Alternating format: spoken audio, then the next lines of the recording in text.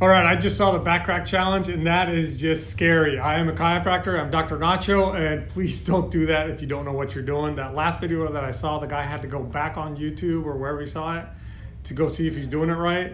It takes us years to get this down. You have to know exactly what you're adjusting, and you have to push it at exactly where it should go, not just do a random adjustment.